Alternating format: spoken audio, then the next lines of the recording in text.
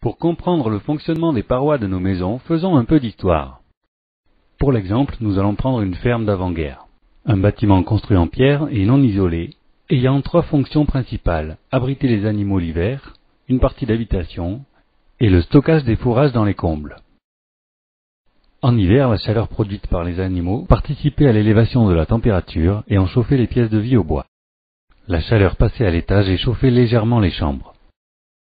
Le foin stocké dans les combles jouait un rôle d'isolant.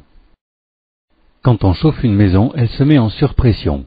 L'air chaud, plus humide que l'air extérieur, veut passer à travers les murs et les planchers. Mais en traversant les parois, il se refroidit et perd sa vapeur d'eau. Ces murs de pierre et de chaux avaient la propriété appelée perspirante de laisser s'évaporer cette eau supplémentaire au retour des beaux jours. Dans la première moitié du XXe siècle, l'arrivée du pétrole et du béton ont changé nos habitudes. On est passé du chauffage à bois aux chaudières à fioul, et on a utilisé du ciment pour l'entretien de nos maisons. Comme on chauffe plus, la surpression est plus importante et l'air plus chargé en humidité. Les murs encaissent donc plus d'eau qu'auparavant. Mais maintenant, quand revient l'été, l'endurcissement limite fortement l'évaporation et l'eau reste piégée dans les murs. Cela va contribuer à créer une ambiance humide dans la maison et engendrer des détériorations sur les enduits intérieurs. La crise pétrolière de 1975 va amener de nouvelles transformations. L'électrique remplace le fioul et on va mettre en place des isolants comme les laines minérales car on a pris conscience que nos ressources ne sont pas illimitées. Ces isolants sont munis d'un pare-vapeur car ils sont sensibles à l'humidité qui dégrade leur performance. Ayant remarqué quelques remontées d'eau par capillarité dans les murs, on va mettre en place des trottoirs en béton. En théorie, le pare-vapeur est censé arrêter la vapeur d'eau. Mais en réalité, l'air trouve un passage dans chaque imperfection et la vapeur se condense maintenant dans les points névralgiques du bâtiment, affaiblissant sa structure et dégradant les performances de l'isolant. L'été, l'évaporation n'est plus possible à cause de l'endurcissement et du pare-vapeur. Les trottoirs en béton piègent les eaux de précipitation qui ne peuvent plus s'évaporer du sol nu.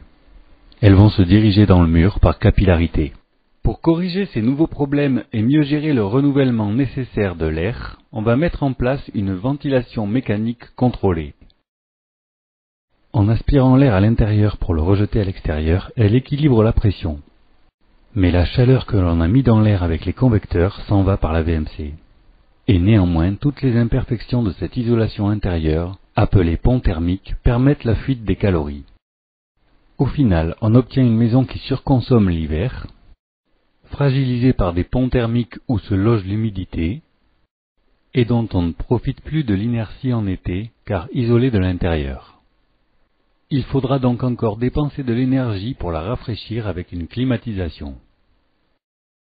Nos techniques d'isolation actuelles sont l'héritage de cet empilement de solutions traitant au cas par cas chaque problème sans vision globale, chaque invention créant un problème à résoudre par la suite. Au cours de ce résumé très schématique, nous venons de survoler les grands thèmes communs à tout projet de rénovation. Tout d'abord, les techniques et les matériaux de construction. Le bâti ancien est composé d'une grande quantité de techniques constructives. Pour intervenir sans causer de dommages, il faut savoir les identifier et il faut aussi connaître les propriétés des matériaux pour proposer des solutions compatibles avec leur fonctionnement dans la vie du bâtiment. Ensuite vient la gestion de l'humidité. Pendant longtemps, nous avons cru protéger nos bâtiments en les rendant étanches avec des hydrofuges. On se rend compte aujourd'hui que l'eau doit pouvoir aussi s'évacuer des murs. On voit sur cette image le décroûtage d'un enduit ciment avant une intervention d'isolation par l'extérieur. Pour qu'un bâtiment soit confortable et économe, il faut garantir une bonne étanchéité à l'air des menuiseries et de la structure. On sait que sur 1 mètre carré de mur isolé, avec 30 degrés d'écart entre l'intérieur et l'extérieur, une fente de 1 mm sur 1 mètre de long peut diviser les performances de l'isolant par 5. Il faut donc porter une attention particulière aux éléments qui traversent l'isolation, mais aussi à la jonction des murs et de la toiture, autour des tableaux de fenêtres, et en technique sèche entre chaque élément de construction. Les enduits terre, chaux et plâtre sont considérés comme étanches à l'air, mais il faut porter une attention particulière au raccord avec les menuiseries. En respirant, en cuisinant, en nous chauffant et en nous lavant, on crée de la vapeur d'eau. On dit des murs anciens qu'ils avaient la faculté de transpirer l'excès de vapeur d'eau. un phénomène appelé respiration des murs ou perspirance. On peut trouver des techniques et des matériaux qui respectent ce fonctionnement. Mais du fait de notre mode de vie, nous produisons beaucoup plus de vapeur qu'auparavant. Et à un taux trop élevé, elle peut créer moisissure, condensation et inconfort. Que l'on isole par l'intérieur ou par l'extérieur, les parements doivent fournir une bonne étanchéité à l'air, pour éviter les échanges directs et aussi les circulations d'air dans l'isolant. Il faut ensuite maintenir un lien de capillarité au travers de tout le mur. Ainsi, en présence d'eau liquide, elle pourra se diriger vers l'extérieur par capillarité. Enfin, ces matériaux doivent être perméables à la vapeur d'eau. Certaines études montrent qu'on peut orienter le flux d'évacuation en modulant la perméabilité des surfaces extérieures et intérieures.